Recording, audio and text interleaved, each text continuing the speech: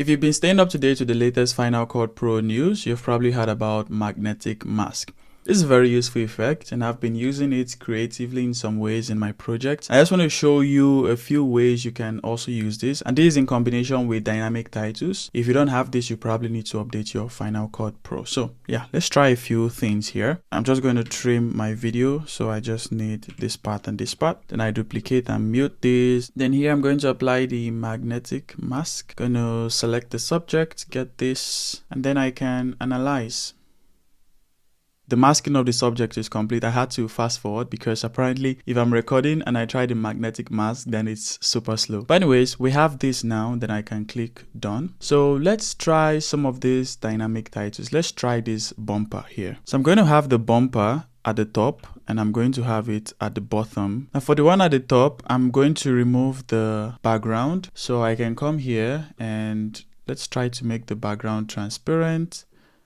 That is not working, but I'm just going to put this as off. Okay, exactly. And then the one at the bottom, if I press V, you can see the one at the bottom is the one at the back. So I'm just going to transform both of these clips to basically position them at the bottom. Just going to change this text to magnetic. Then for the bottom one, mask. And then for the one below, I can just come here to remove the text. So now when I play this, I have something like this.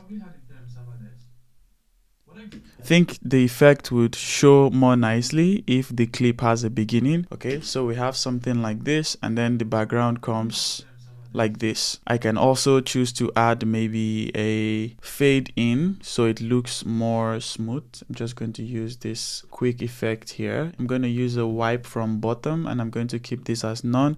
So then at the beginning we have this fade. So now we have something like this.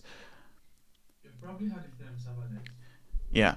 So where I keep the text in front and then keep the background at the back. So this is just one. Let's try this with another one, this bumper here. So again, I put this at the bottom, then I duplicate it to the top, but I'm just going to turn off the colors. So now we have something like this. I can even move the text down, but for the one below, I will just come here and remove the text. Let's keep this again at magnetic mask. And now I have something like this.